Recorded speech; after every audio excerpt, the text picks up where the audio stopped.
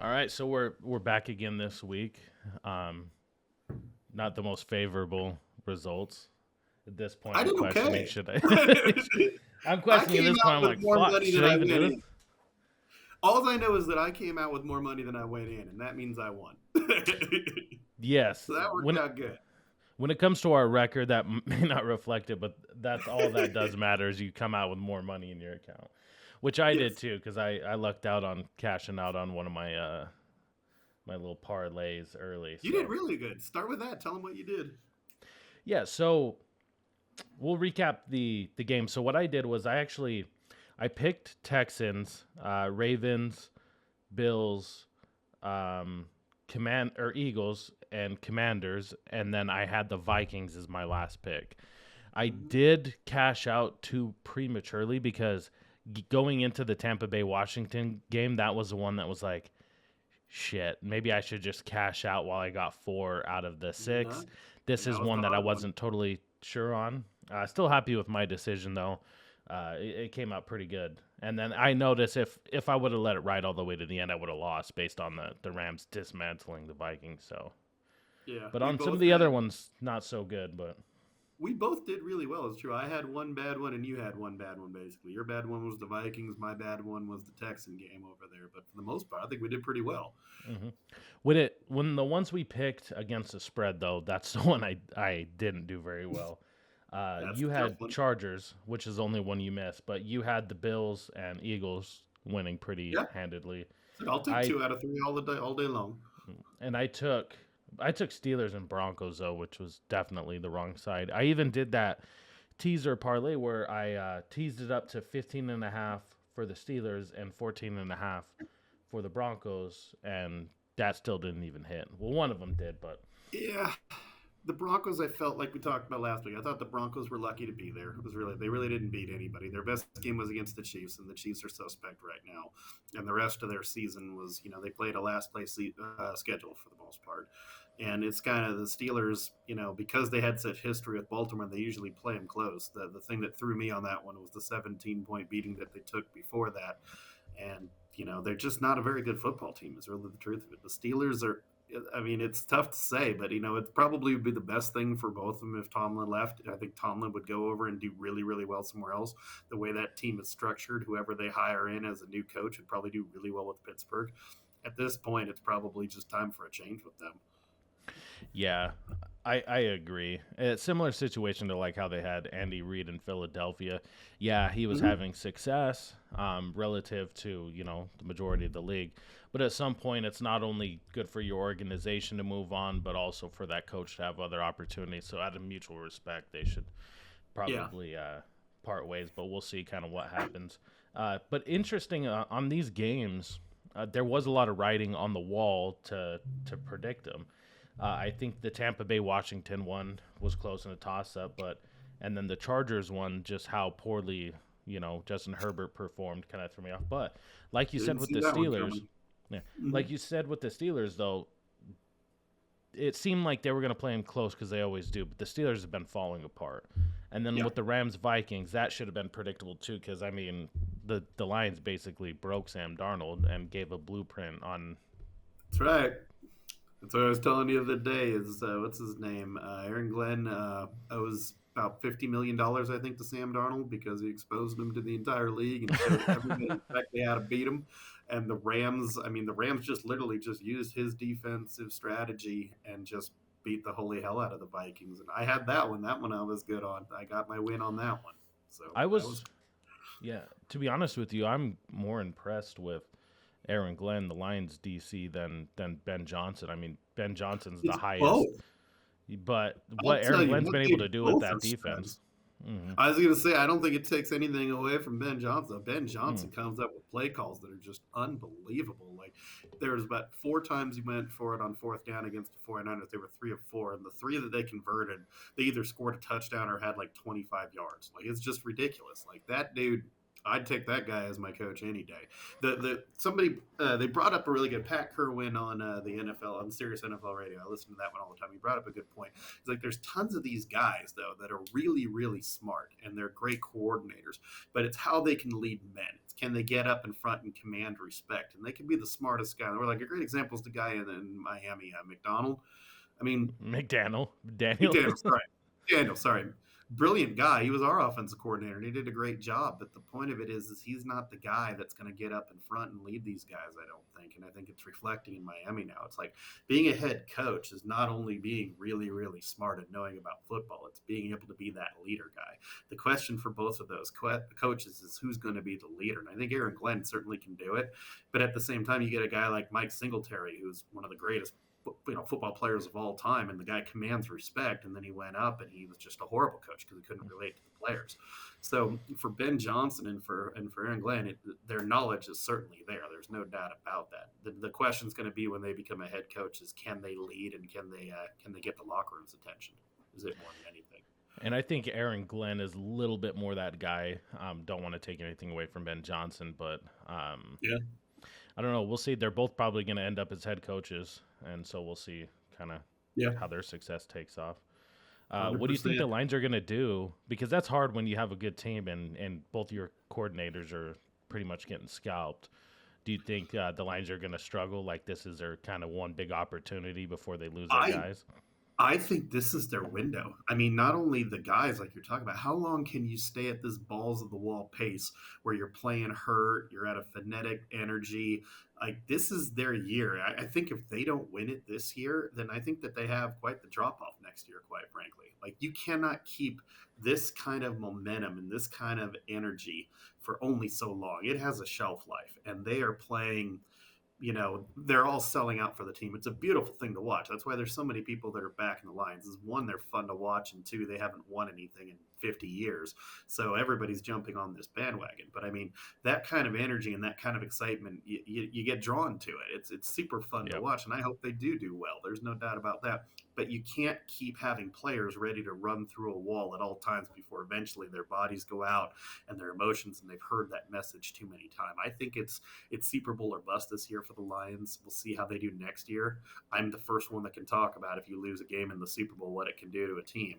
And I see that with the Lions. I think that if they win the Super Bowl this year, there'll be some carryover and they'll be successful. I think if they don't get it done this year, this could be a really, really tough rebound for them.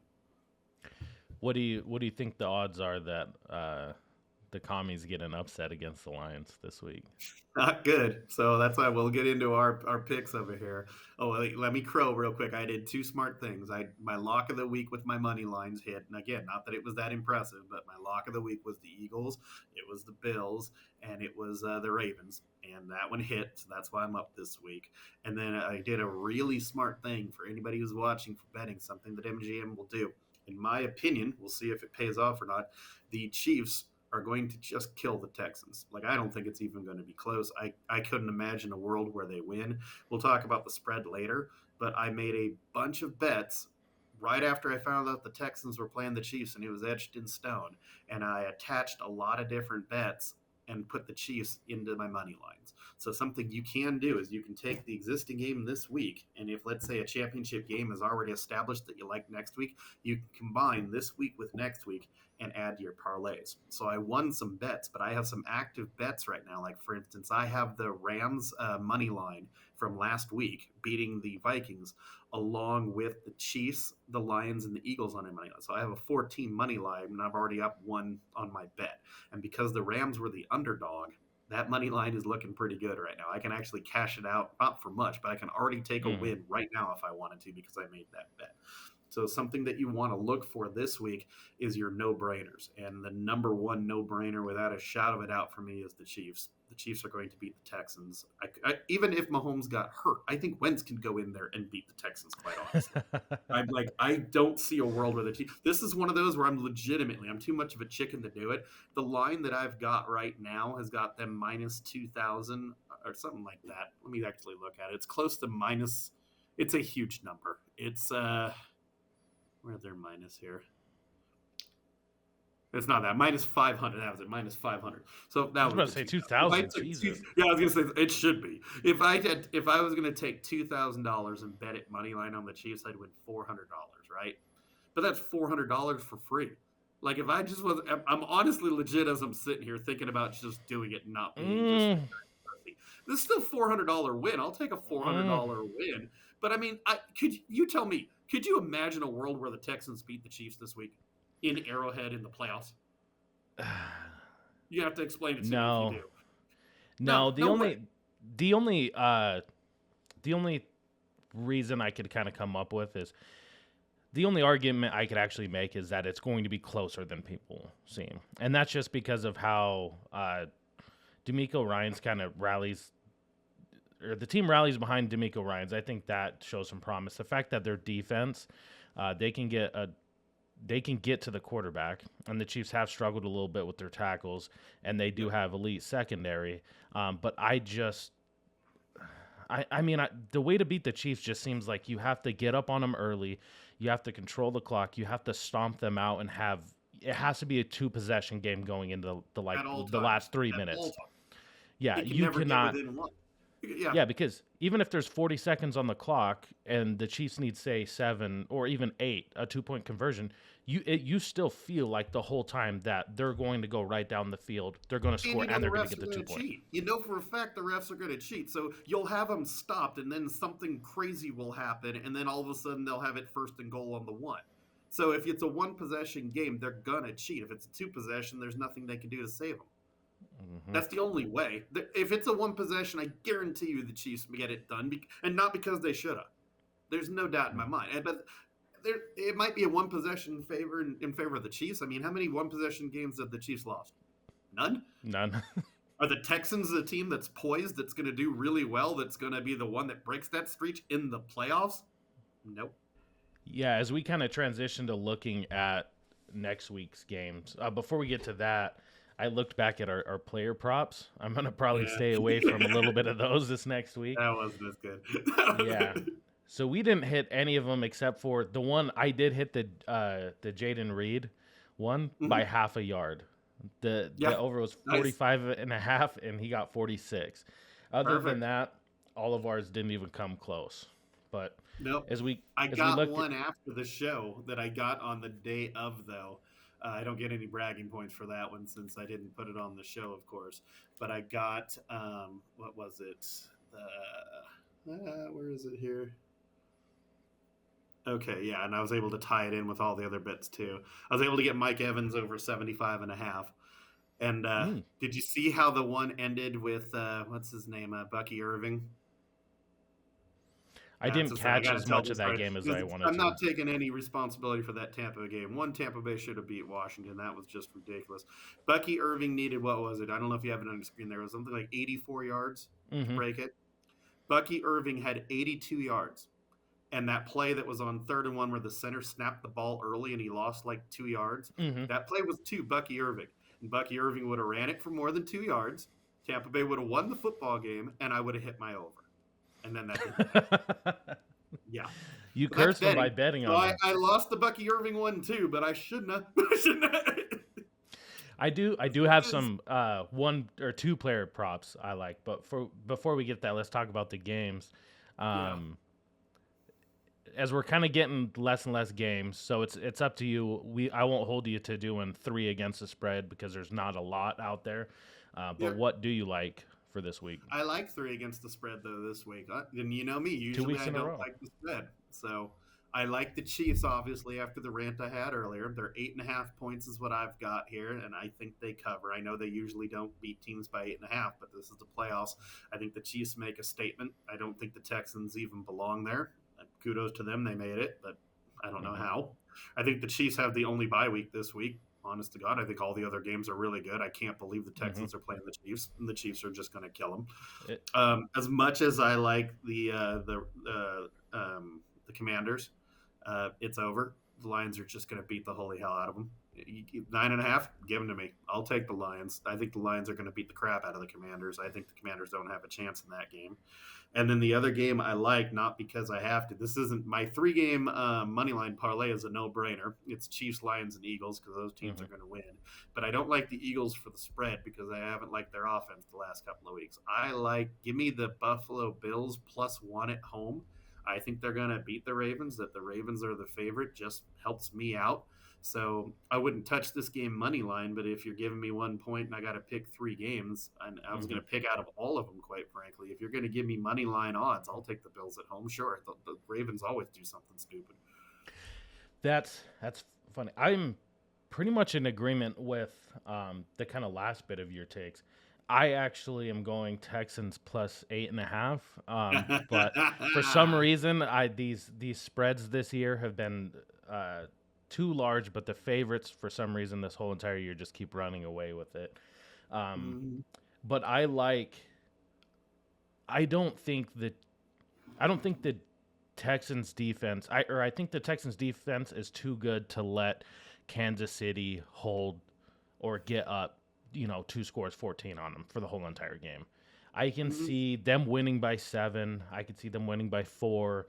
8.5 pushes is a little bit. I think I'm looking at just more so for the value and the fact that Chiefs just aren't really good at covering the spread when it's that high or they're favored by that much. But they do have way too much respect. I think they're terrible. But I think it's a whole bunch of hot chicks and one ugly one off in the corner, and that's how that's what I was gonna say. You have arguably, I don't necessarily believe, but arguably the best team in the league in the Chiefs playing. And that's what you get for getting the 1 seed, right? Playing against the Texans. Not the best team in the league, the best playoff team in the league. That's the difference. They're not the best team in the league. They're the best playoff team in the league. Yeah, and then they're playing the Texans, which is the biggest walk in the park. I mean, the Lions are playing the Commanders. I don't think the Commanders are as good as everybody thinks, but the fact that they have Jaden Daniels, he can make some plays. But I agree with you. I didn't pick the Lions as my spread just because it was so high.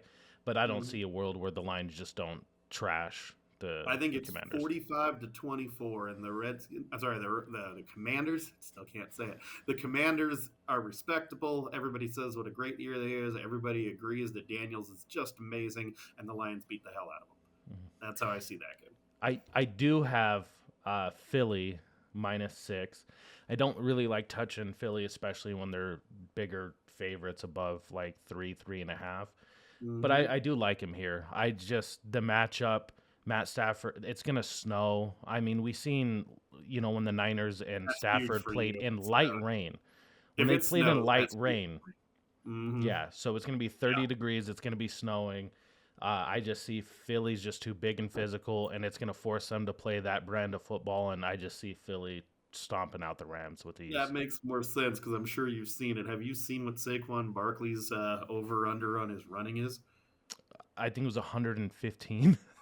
I got 111.5, and I was like, that's a big number even for Barkley. And now that I'm hearing that it's snowing, now I know why. Now I know why. Now it makes sense. And then I think Hurts over 838 makes a lot of sense now too. Yep. And then I had so I have the Bills like you do, but I decided to go money line with them just because of the value. Like I think it was at 1, now it's at 1.5, like you mentioned. But the money line for the Bills, I think I'll risk that point and not covering the spread just to get more value. So that's my third one too. No brainer. Absolutely. I see Zay Flowers is out again. Or not out again, but he didn't practice, which is not a good sign this close. And plus, it's going to be cold weather there, too. I mean, the Ravens can run the football, but I think the Bills just being at home, Ravens doing something stupid. I see it being a close game to the end. The best game, I think, is of the weekend. But without a shadow of a doubt, Ravens and Bills is the best game of the week. But I'm very much counting on the Ravens to do something dumb because that's what they do. And what do you think? Do you think the Bills, if they win, have the best shot at dethroning the Chiefs? Or my Super Bowl from the start of the playoffs has been Bills versus Lions. I think the Bills have already shown it since they beat them, of course.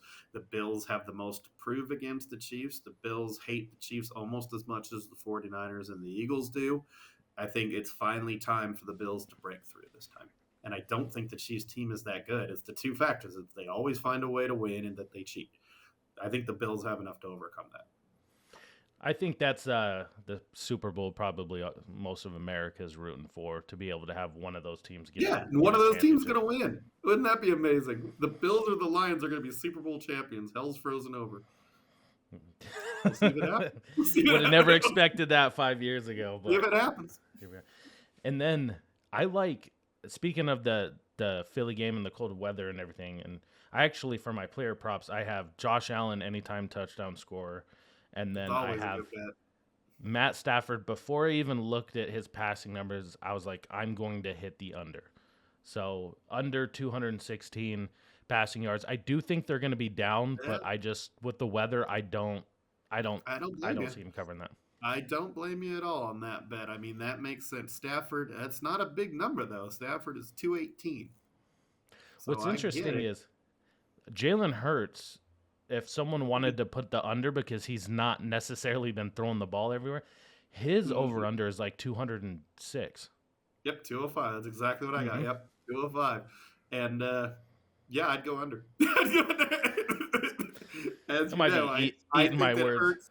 Hurts finds a way to get it done. Hurts runs the ball well and he's athletic. I don't think much of his quarterback skills. And if it's snowing, and I think we all saw the last game, didn't look good. That's for sure. They run the ball very well, and they've got one of the best offensive lines in football. They got the second best running back in football, behind Christian McCaffrey, of course. But, I don't know about their throwing, especially in the snow. I know they're used to playing in the snow, but I don't know. And the Rams' defense is pretty good, too. And I really hope they don't lean into that narrative or play too much into the fact of what everybody's saying about Jalen Hurts, because I will take a win this week and him throw for 100 yards, then them try to prove something. Gonna happen. I think he runs for 60. I think he gets a touchdown. I think Barkley has 850 yards on the ground and just absolutely demolishes them. And I think that the Eagles win. And I think it's one of those games where you go, but they won. I think it finishes like 13-9 or something like that. I see it like that. But you won, and that's all that matters in the playoffs. Exactly. Take a win, ugly, beautiful, however it lands out. A win's ultimately what matters. And who do you have any like player props that you like? I got you down for that money line. I've got a couple of them that I love here. We'll see if they actually pay off this time or not. But hey, mine, because I like the running backs. I can't believe this line. I'm actually going to be investigating after the show to make sure that I'm not missing something. Isaiah Pacheco is over 43.5. I don't see how that's even possible. 43.5 for Pacheco. Again, is he hurt? Is he splitting carries? And they announced that. Is something happening? Because I don't know how he doesn't go over 43 yards in a playoff game against the Texans. They're going to be leading too. That's right. They're going to be killing him. If I'm right about that, he should be getting close to 100 yards. And that guy runs angry, and it's the playoffs. He's had a week to rest. He's had 2 weeks to rest. Yeah, no, I absolutely. If I'm gonna die on my sword, on my shield on this one, it's going to be Pacheco over 43.5. I'm flabbergasted by that number, so I'm taking that one for sure. Yeah, let me know what you find on that one, because that does seem a little bit too low, especially as it's in Arrowhead. They're most likely going to be leading the whole time, if not the majority of the time of the game. And the fact that the weather's not the greatest there either. I don't think there's any snow or anything, but there's wind chill. It'll be close enough. Yeah, for sure. It's going to be a game where you're going to be wanting to run the ball. So unless they plan on having Kareem Hunt take the majority of the carry, I would have understood like 60, 60 or 43 is unbelievable to me. Yeah, I didn't even at 60, I would have took it, honestly. 43 is just like, it's giving away free money, in my opinion. But I got to check that, because it feels like something I might not know the whole story, because that number just seems super low. So we'll find out there. So the next one I like Jaden Daniels over 238.5 passing yards. Yes, the Lions defense did way better against the Vikings. Is the Lions defense good? No, it's not. I don't think they're going to have a scheme that's going to stop Jalen Daniels. I think that the Commanders are going to be losing the majority of the game, which is going to make him throw the majority of the game. That guy's going over 240, I think. My opinion, of course. And my last one that I want to take is, where is it here? I got to take a more bold one since I took the easiest ones over there, and you already took my favorite one that I always use of Josh Allen scoring a touchdown there for the first score of the game. So I'll go for a more bold one over here. Where was it here? Anytime score. AJ Brown 3 touchdowns. What's that? No. I'm not touching your game in the snow. Anytime scorer. Give me Amari Cooper scoring a touchdown in this game plus 500. He just needs to score one touchdown anytime, any part of the game. Big players produce in big moments. He might not have the chemistry with him, and they've got a lot of weapons, but I still feel that Amari Cooper is their best receiver. And if you're going to give me plus 500 and he scores any time of the game, I'll take a shot on him. We'll see if he scores. That. I like that a lot, actually. I'm surprised it's at 500. Yeah, he hasn't really been much part of the offense since he's come to Buffalo. But I mean, it's a big playoff game. You know, I think he shows up. We'll see if it happens. Awesome, I like that. I might be putting in a couple of yours on mine as well. Okay, glad to help. Let's hear yours. That's what I have. So I went with the Matt Stafford under 216.5. And then the Josh Allen anytime touchdown score. I didn't do the first one like you usually do.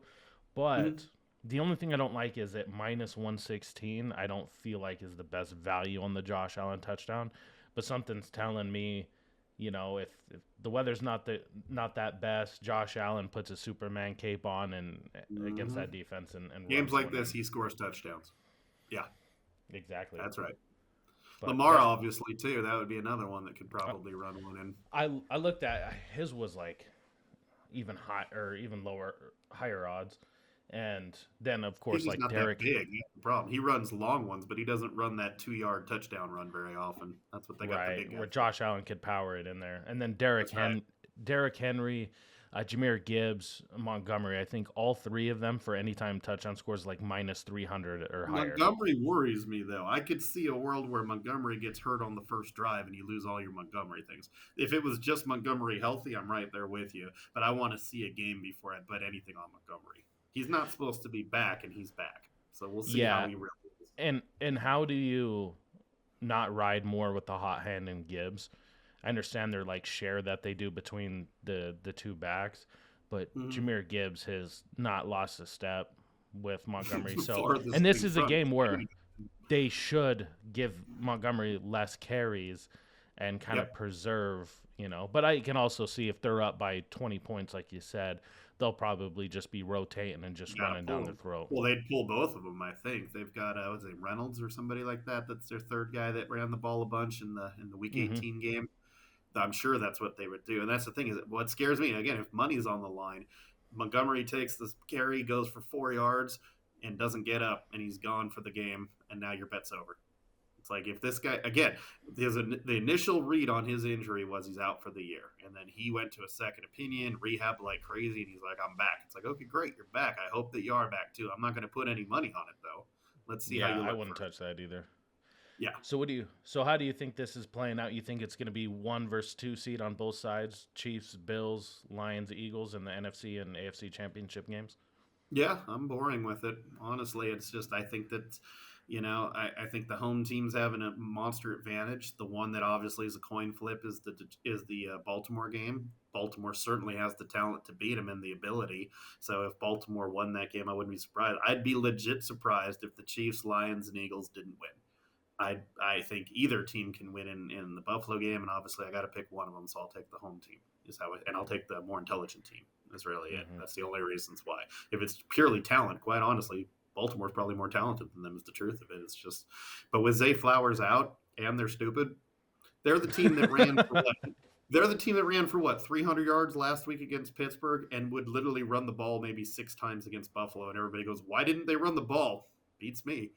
They're that team. Yeah, they do that. They do that a lot. And why not? Like, you should be running through everything through. Lamar should be running the ball more and give it to Derrick Henry. They even have Justice Hill who could run pretty well. They should just be good. Absolutely. That guy can play. And they got 2 tight ends that can play too. I mean, you know, they can run 12 personnel all game long and be just fine. They're really and that's good. really what they should be doing. But we'll see, because they do get away from that. When the Eagles played the Ravens, why I think it was such a lopsided game was the fact that, and then it came out after that Jackson's mom was yelling at him like, "Why take off with the ball?" There's still Yeah. times where I feel like he tries to prove too much to be a passer, and that's why I don't mind as much with Jalen Hurts as just like, okay, don't try and prove the critics or don't lean into the narrative. Like if this is working, lean behind it because you would rather make it another week than you throw for 300 yards and a couple of touchdowns and you lose a game. When Lamar is on, there's not a quarterback in the league that can touch him. He's the best quarterback in football when he's on. But when you get in his head and you mess with that guy, he starts gripping, he starts overthrowing, he starts making bad decisions, and it has not been, at least up to date, it has not been hard for teams to get in that guy's head. And once he's head fucked, Baltimore's done. And that's obviously what Buffalo's going to try to do. There's no doubt about it. Mm-hmm. So we'll see. It's another week where I absolutely love the money line, like always. Next week, I won't be loving them nearly as much because we'll have 4 teams that, if it works like I think it's going to work, there's a world where the Eagles beat the Lions, and there's a world where the Lions beat the Eagles. Same thing. There's a world where the Chiefs hold on and they do what they do, and there's a way that either the Ravens or Buffalo wins that game. So I won't be loving the money line next week, and I won't be loving the money line in the Super Bowl. But I love it this week. This is the last week for the money line. Awesome. Yeah. Another exciting week as we get less and less games. But before we wrap it up, is there any other bets or any other aspects of the game? Yeah, I'd say, okay, let me make sure I've got the order right. Tell me if I'm wrong in here. I think it's the Chiefs and the Lions play on Saturday, right? Mm-hmm. And then the Eagles play the early game and the Ravens play the night game, right? Mm-hmm. So if you win, if you do like I'm betting, and you've got a big bet on the Chiefs, the Lions, and the Eagles, if you get those 3, then you already know that the Chiefs are playing next week, and you don't know who they're playing against, right? You already know that the Lions are playing the Eagles. Look, if you really, really enjoy and think that you've got a handle on the Ravens game, and you're like, let's say you're like you're like, okay, I really like Buffalo money line, 1.5 points, I'm getting something. Make a bet where you take your 3 bets that you already won. Like if I took the Chiefs, the Lions, and the Eagles, and let's say I win that bet, and let's say I got $100 off my bet, take your $100 and bet the Raven game, take Buffalo, with their plus, and parlay it with who you think is going to win that game between the Lions and the Eagles the next week after. If you think you've got a beat on there, tie it into the next week and make a little extra money, basically. So that would be my tip for everybody. I like that, and I like that you look at kind of when the timelines, and I implemented this the past week, and I was able to do, like you said a couple of shows ago, is where you're able to kind of take that money out a little bit in advance with the cash out option, and then you have more to play with. Like I was able to kind of put a little bit of the money on the Commanders out of the win, so I still come out on top, but I pulled out a little bit early, so I still get rewarded with that one, and then I just didn't touch the last game. So that's a good point. And then especially if there's any key injuries or anything, you'll be able to kind of get a jump on what the matchup looks like next week. And like you said, if you have a feeling like, hey, it's going to be Lions and Eagles, parlay that last bet with, something in the next week, and it could bring you some really good value.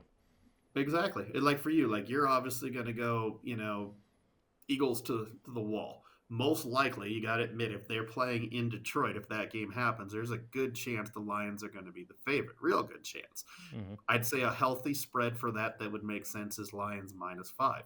If you took the Bills, I don't know about that. Well, they're going to get the 3 points for being home, and they're the 1 seed. They're going to be the favorite, right? So giving them 1 or 2 points would make sense on top of the home. So let's call it 4. Regardless of that, let's say it's 4 points. The money line at 4 points is what? Plus 150, plus 175, most likely, somewhere around there. So if you've got the Bills plus 115, and then you immediately bet the Eagles plus 175, you got a nice little parlay there. Yeah, you do. I think, that'd probably put you at like plus 400 odds, I think. That's right. And that's not even betting the Chiefs-Bills game. You're just taking the one you think you're already going to win with the Ravens. Mm-hmm. And they're the home team on that. And so Bills underdog at home, maybe a little better bet than Bills underdogs in Kansas City. I like it.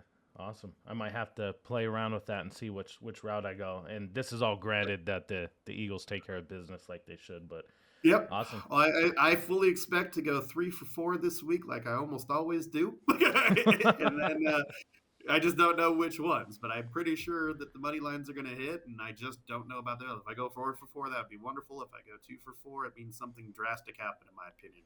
If the Commanders beat the Lions, that's drastic. If the Rams beat the Eagles, that's drastic. And if the Texans beat the Chiefs, that's catastrophic.